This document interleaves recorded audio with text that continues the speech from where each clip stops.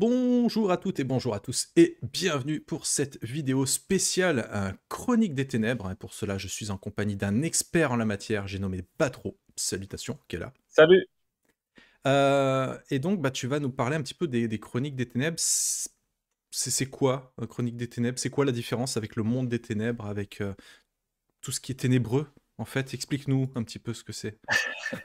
Bah, déjà, c'est un univers, d'horreur contemporain, D'accord. qui est partagé, on va dire ça, puisqu'il y a de multiples jeux, qui vont pouvoir être, mélangés. Voilà et le pitch, en général, c'est que dans cet univers, on joue des monstres. Voilà. Ok. Et du coup, donc il y a deux choses différentes. Il y a le monde des ténèbres et il y a les chroniques Mmh. des ténèbres. Nous, on fait laquelle des deux? Alors chez Agathe, on fait les Chroniques des Ténèbres. La Ok, différence entre les 2, c'est que, en fait, ce sont 2 univers, différents qui ont été faits par, à peu près les mêmes équipes, mais qui, ok. sont 2 propositions différentes, 2 ambiances différentes, en fait. Donc, il y a effectivement, 2 vampires, 2 changelins, voilà. C'est pas toujours, le cas, il y a pas toujours l'équivalent, Ok. mais en tout cas, disons que c'est 2 équipes différentes et nous, du coup, on fait des chroniques et les chroniques, c'est un peu plus, on va dire, en boîte à outils. Ok, Tu vois, il y a un peu oui, il y parce a que plus dans le monde des ténèbres, je crois, c'est un livre à part entière qui s'appelle Le monde des ténèbres et ensuite il est décliné en plusieurs autres livres, hein, c'est ça? non, alors c'est vrai qu'il y a eu des changements de titres, donc Hmm, aujourd'hui, il y a pas mal de confusion, c'est mais pour on ça. évite, de mélanger les noms, hein. Aujourd'hui, voilà, Chroniques des Ténèbres, ça regroupe, de multiples jeux en VO, plus d'une dizaine. Ok. Et l'idée, c'est que, voilà, il y a un aspect boîte à outils avec, plus de factions. Il y a aussi, un peu plus, on va dire, d'ennemis, très particuliers pour chacune des gammes. Ils ont essayé de développer, en fait, par exemple, pour les vampires, tu as les Striges qui sont une espèce d'esprits, hiboux, maléfiques qui Ok. chassent les vampires, enfin voilà. Hmm. Pour les Changelins, tu as les fées, maléfiques tout droit sortis de nos contes de fées, assez ténébreux.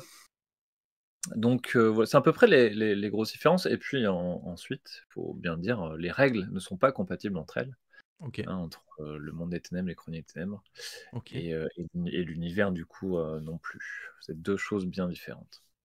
Ok. Donc tu dis qu'on trouve tout un tas de monstres différents. Mmh. Est-ce que tu peux nous en parler un petit peu en grosso modo, tu as parlé des vampires, des changelins. Est-ce qu'il y a, il y a que ça ou il y en a d'autres? Non, alors il y en a comme je disais, il y en a, un peu plus d'une dizaine. Donc, on a Vampire, le Requiem déjà. On joue, eh bien, comme le titre l'indique, mais ça va être souvent le cas pour ces titres-là, on joue des immortels assoiffés de sang, Mhm. dont le, le problème, on va dire, c'est de pouvoir, garder, leur humanité, garder leur relation avec, les mortels et puis, trouver un sens à leur existence, en fait. Ok. Au-delà de leur malédiction, tu vois? Il faut qu'ils fassent quelque chose et ça va être, acquérir du pouvoir, ça va être, combattre les Striges qui menacent, les sociétés vampiriques, voilà. Ok. Ensuite, on a Loup-garou, qui a pas été traduit, Loup-garou les déchus, en tout cas dans la deuxième édition. Hop, Mhm. je l'ai là d'ailleurs, voilà, Werewolf. Hem, alors là, on joue des prédateurs, qui évidemment vont pouvoir se transformer en loups, en hommes loups gigantesques. Ces prédateurs qui vont garder leur territoire. Ah, c'est un truc assez important dans ce jeu-là et puis, qui vont essayer de faire, en quelque sorte la police des esprits. C'est-à-dire que c'est un monde chamanique, il y a parfois des esprits qui arrivent dans notre réalité et qui posent beaucoup de problèmes. Ils possèdent les gens, Ok. les animaux, les plantes, et cetera et donc les loups-garous sont aussi des gardiens de ça. Ils vont essayer de garder un équilibre entre, le monde des humains et le monde des esprits. Ok. Et ensuite on a Mage, Oh. Mage que j'ai là aussi, mais j'aurais toute la Tu avais collection. tout prévu. Eh oui, Mage the Awakening, Mage l'éveil, hem, pas traduit également. L'idée c'est que, c'est une thématique du pouvoir. Ça, tu peux, tu peux modifier la réalité, mais la réalité va te punir, on va OK. dire, quand tu lances un sortilège. Et surtout, tu fais partie de, on a une société de magiciens qui savent que la réalité est un mensonge. Qu'il y a bien OK. longtemps, des très puissants magiciens ont pris le contrôle de la réalité et ont mis l'humanité dans un espèce de dans notre monde en fait, mais qui est Mmh. juste une poubelle, tu vois, pour être un OK. peu direct. Et toi, en tant que magicien, tu vas essayer de briser ça et de reprendre la réalité en main. OK. C'est un jeu qui traite du pouvoir, en fait, c'est la responsabilité du pouvoir. Qu'est-ce que tu fais quand tu as un pouvoir de plus en plus énorme, et quand, au bout d'un moment, tu peux sacrifier des gens pour, faire plus de sorts? Est-ce que tu vas le faire ou pas? Donc c'est intéressant, Bah oui. et puis Ah pour les pardon. philosophes, c'est basé aussi sur Platon. Voilà, ça c'est voilà. D'accord. Pas OK. rentrer dans les détails, mais c'est un jeu très profond. Bref. OK. Ensuite, on a Prométhéane. Prométhéane, c'est un Mmh. jeu, où on joue des créatures, style Frankenstein, heu OK.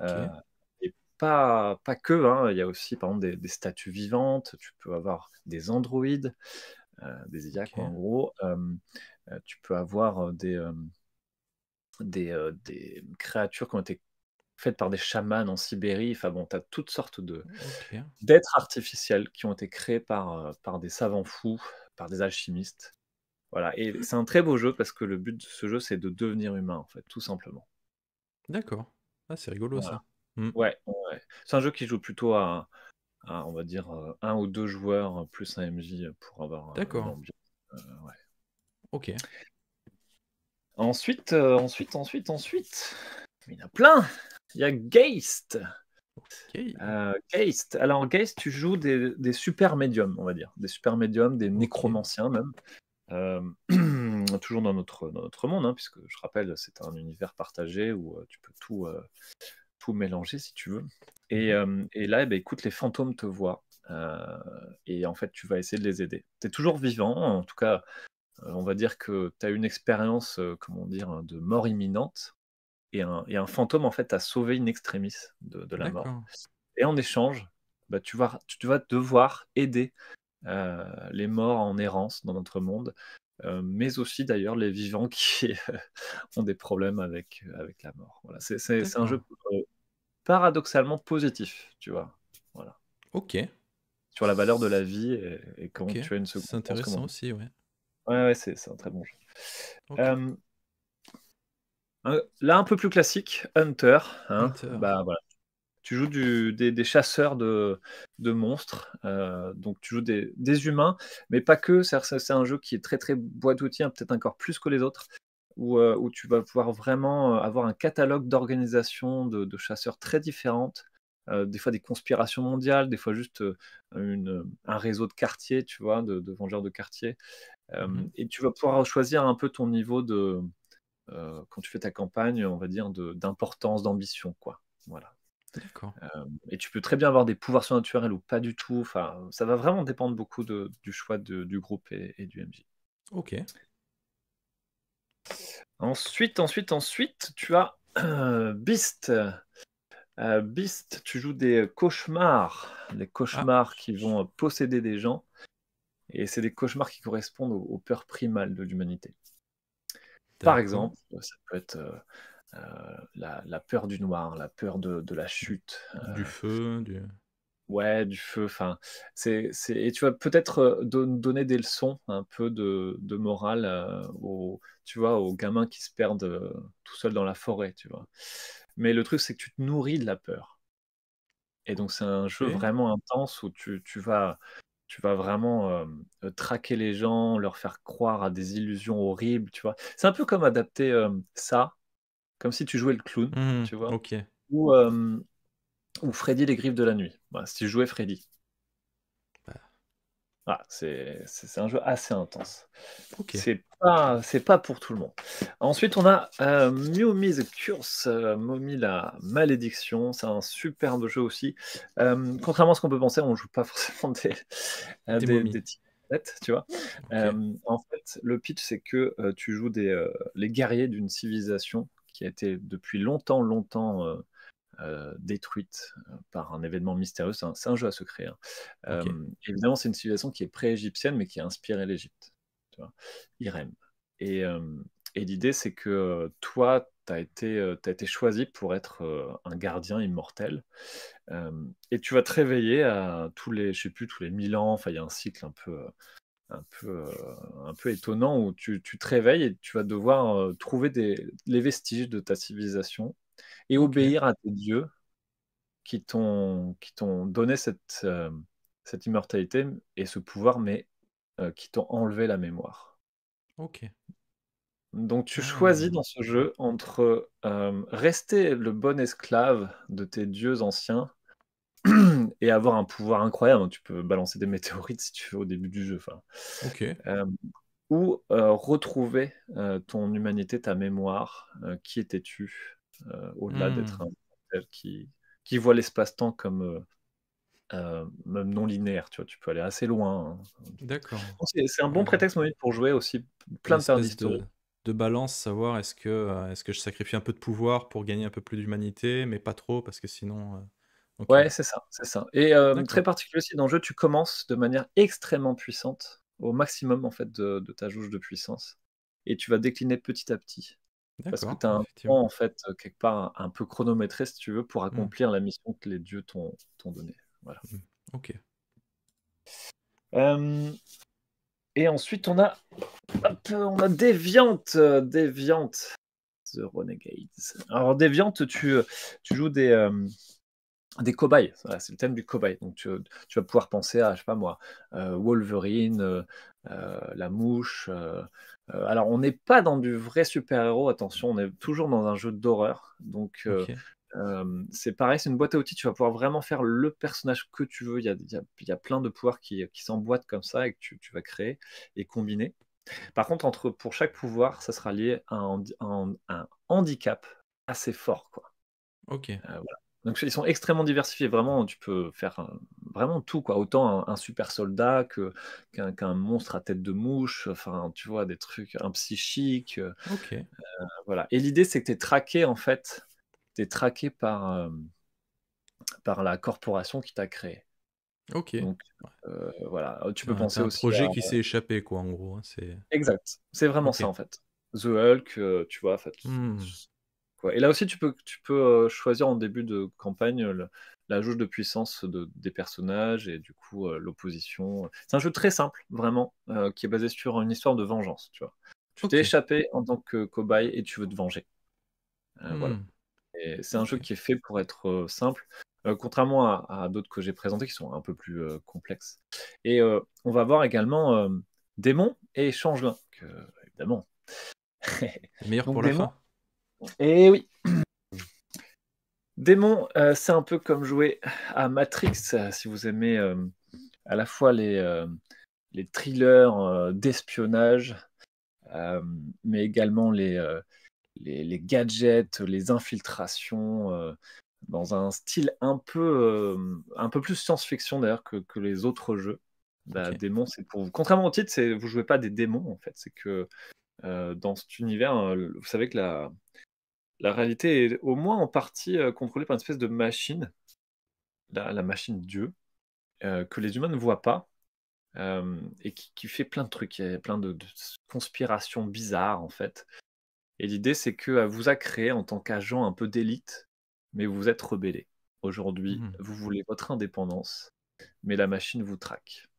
Ok. Voilà. Et ce qui est marrant, c'est que dans ce jeu, tu vas devoir vraiment jouer des espions et avoir une couverture, comme dans les films d'espionnage. Tu vas dire, bah Hmm. ouais, moi, je vais essayer de pactiser avec un ouvrier pour lui prendre son identité et faire croire que je suis un ouvrier, tu vois. Ok. Et tu vas devoir agir comme un ouvrier un maximum de fois pour ne pas te faire flaguer en fait par la machine. Ok. Donc il y a tout un jeu autour du vol d'identité des autres, de prendre une apparence et d'essayer de la conserver au maximum. Voilà, c'est Sympa. assez cool. Ok. Et ensuite, bah, on a Changelin. Changelin, Changelin, donc c'est un jeu de féerie, de féerie ténébreuse. L'idée, c'est que Ok. des fées maléfiques, un peu comme dans les contes de Grimm, tu vois, mais à notre époque, te kidnappent quand tu es jeune et tu passes un certain temps, malheureusement, auprès de cette étrange reine, on va dire, et, euh, et elle te modifie, tu vois, elle change ton apparence, elle te donne des pouvoirs, mais pour que tu la serves mieux, pour que tu sois son, je sais pas moi, son jardinier ou quelqu'un qui va un peu égayer ses soirées, et de manière Mhm. cruelle, évidemment. Et un Ah, jour, ok. tu vas pouvoir t'échapper, enfin.